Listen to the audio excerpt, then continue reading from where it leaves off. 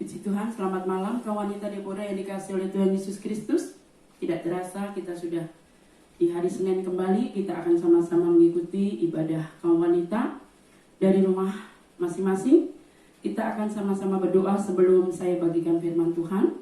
Kita angkat pujian Selidiki Aku.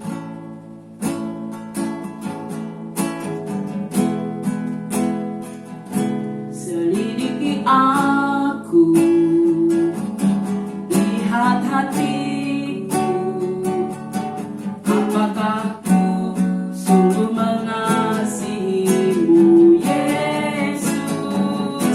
Kau yang maha tahu dan menilai hidupku, tak ada yang tersembunyi bagi.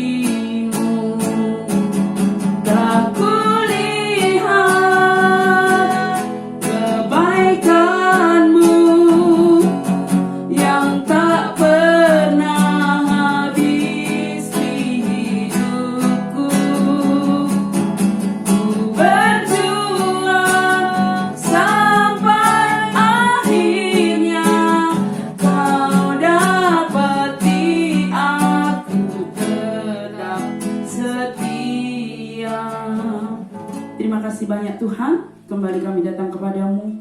Kami bersyukur Engkau melihat hati kami, Engkau mengenal siapa kami, dan malam ini kami masih tetap rindu mendengarkan sebagian daripada firman-Mu. Berfirmanlah, urapi hamba-Mu, urapi kaum wanita yang ada, sehingga kami semua boleh diberkati lewat kebenaran firman-Mu malam ini. Kami sambut firman-Mu dalam nama Tuhan Yesus Kristus. Amin. Puji Tuhan. Kaum wanita yang dikasihi oleh Tuhan Yesus Kristus, malam ini kita mau sama-sama dengar firman Tuhan. Firman Allah malam ini saya berikan judul Wanita yang Dipercaya Tuhan. Ayat pembacaan pertama terdapat di dalam Amsal pasal 28 ayat 20 bagian A saja. Orang yang dapat dipercaya mendapat banyak berkat. Setiap kita kaum wanita tentu mau diberkati Tuhan. Bicara tentang berkat tidak selalu materi, tetapi jasmani rohani. Sukacita, damai sejahtera, kesehatan, itulah berkat. Nah saudara, setiap kita mau rindu menjadi wanita yang dipercaya Tuhan, supaya hidup kita diberkati. Ada sukacita, ada damai, ada sejahtera. Kita akan melihat seorang sosok wanita yang selama ini luput dari pandangan kita, yaitu Putri Firaun. Selama ini kalau kita berbicara tentang Musa, kita selalu membicarakan ibu Musa, Yokebed. Yokebed juga adalah wanita yang dipercaya Tuhan. Kita berbicara tentang Miriam, kakaknya, yang menunggui ketika Musa ditaruh di sungai, di tepi sungai. Miriam pun seorang yang dapat dipercaya. Tapi seringkali luput dari kita adalah Putri Firaun. Nah, Putri Firaun ini bukan anak Tuhan, tetapi dia dipercaya oleh Tuhan.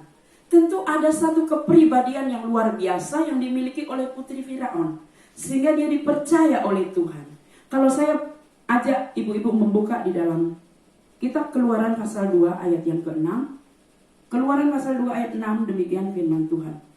Ketika dibukanya, dilihatnya bayi itu, dan tampaklah anak itu menangis, sehingga belas kasihanlah ia kepadanya, dan berkata, tentulah ini bayi orang Ibrani. Saudara, Putri Firaun ketika dia sedang ada di Sungai Nil, dia melihat ada sesuatu yang bergerak-gerak. Yokebed kan membuat tempat menaruh bayi itu dengan terbuat dari pandan, daun pandan. Nah, ketika dilihat ternyata ada bayi. Dan bayi itu rupanya menarik perhatian Putri Firaun. Saat dilihat ternyata bayi laki-laki. Tentu semua orang yang ada di situ tahu. Waktu itu setiap anak laki-laki usia 2 tahun ke bawah harus dibunuh. Itu perintah Raja Firaun. Tetapi putri ini saat melihat bayi laki-laki, tergerak oleh belas kasihan. Hatinya ternyuh, orang Jawa bilang. Tergerak. Kemudian dia segera mengangkat bayi itu.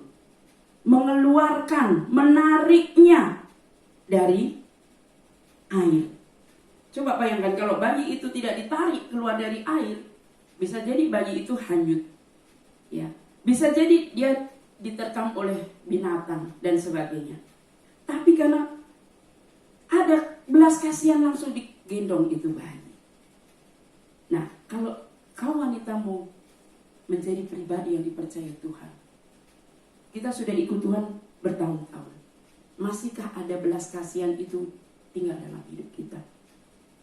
Ciri murid Kristus adalah memiliki rasa belas kasihan. Karena Yesus ketika melihat orang banyak, tergerak hatinya untuk menolong, tergerak hatinya untuk memberi makan ketika melihat orang kelaparan. Itulah yang diperbuat oleh Yesus. Markus 8 nanti dibaca, saudara bisa catat saja ayat 1 dan 5. Hati Yesus tergerak oleh belas kasihan, sehingga Yesus membuat mujizat. Orang yang ada di situ 4.000 orang. Lalu Yesus tanya, ada berapa roti ada padamu? 7. Dan dari 7 roti itu, karena tergerak belas kasihan, Yesus ingin memberi makan. Yesus beri makan. Sisa 7 bakul. Nah, saudara, Tuhan mencari wanita-wanita yang masih memiliki hati belas kasihan. Yesus mati disalibkan juga karena belas kasihan.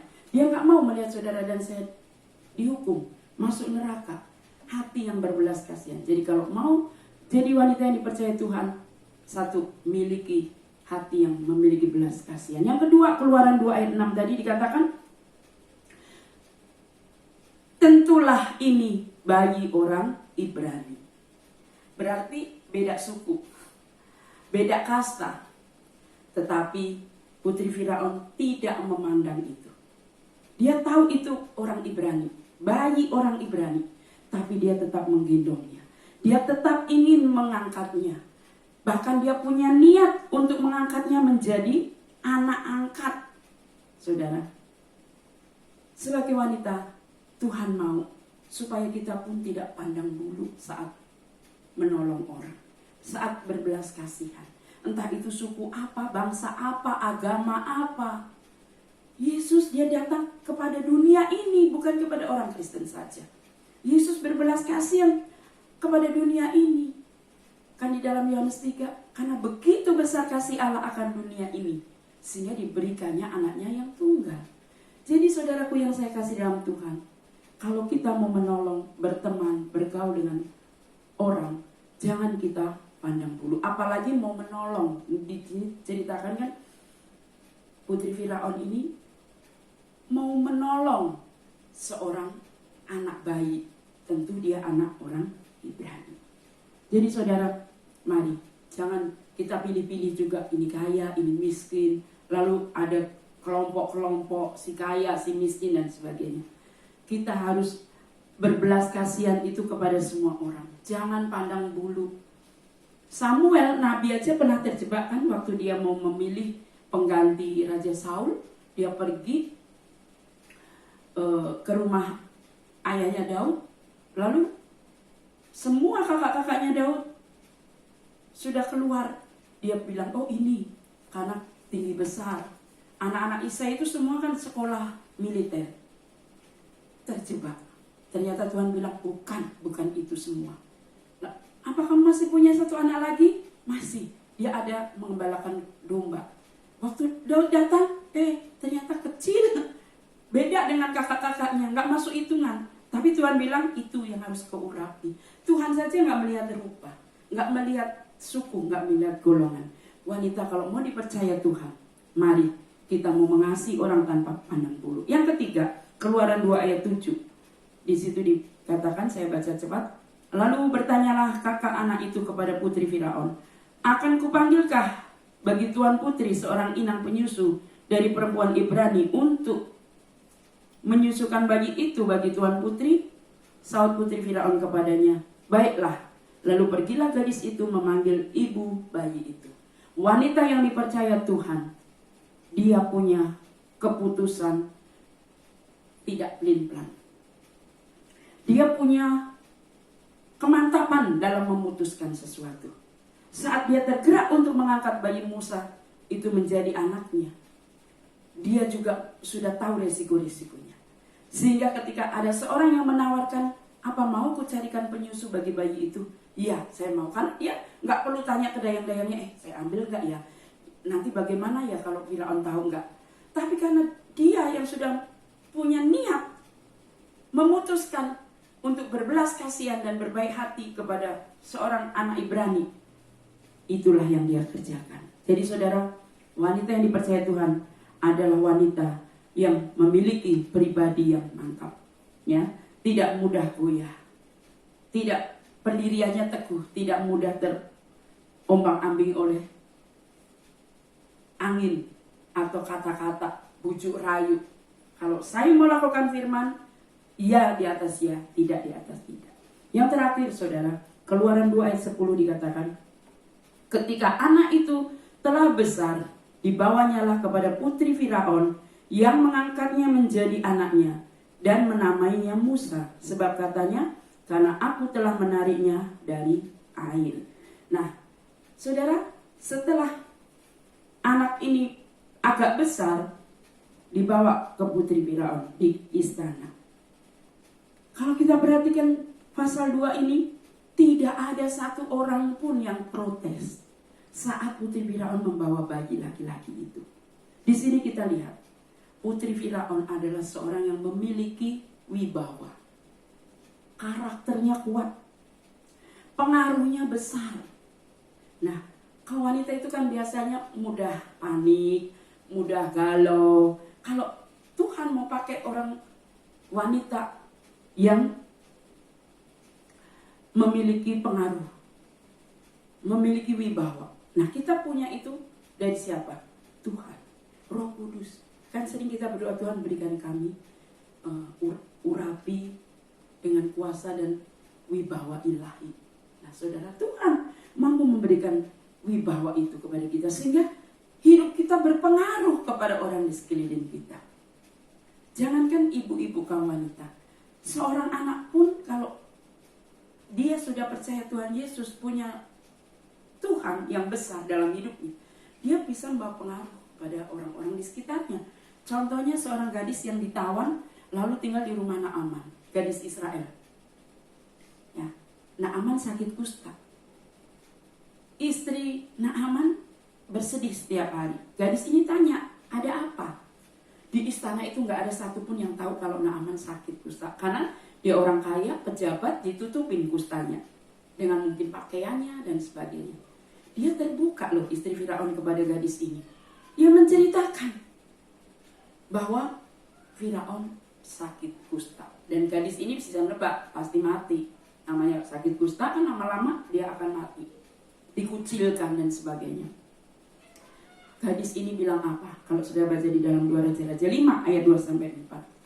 Saya kenal seorang nabi di Israel. Karena gadis ini kan orang Israel yang ditawan. Tuanku datanglah ke sana. Nanti dia akan berdoa kepada Allah, pasti sembuh. Dan kita lihat Naaman akhirnya pergi ke Israel. Karena dia pejabat, melayangkan surat, lalu Raja Israel sendiri yang akhirnya membalas surat itu dan mencari nabi yang bisa menyembuhkannya. Luar biasa, seorang budak, perempuan kecil, dia bisa membawa pengaruh yang dahsyat. Nah, jadi wanita yang dipercaya Tuhan itu gak selalu orang kaya. Kalau ini jelas-jelas mungkin, oh itu kan seorang putri Firaun. Kalau saudara baca satu ayat lagi ya, di dalam Lukas 4 ayat 25. Lukas pasal 4 ayat 25, demikian firman Tuhan. Dan aku berkata kepadamu, dan kataku ini benar, pada zaman Elia terdapat banyak perempuan janda di Israel, ketika langit tertutup selama 3 tahun dan 6 bulan, dan ketika bahaya kelaparan yang hebat menimpa seluruh negeri. Tetapi Elia diutus bukan kepada salah seorang dari mereka, melainkan kepada seorang perempuan janda di Sarfat, di tanah Sidon. Nah, saudara, bukankah di zaman Elia banyak wanita kaya, banyak janda kaya, banyak janda rohani?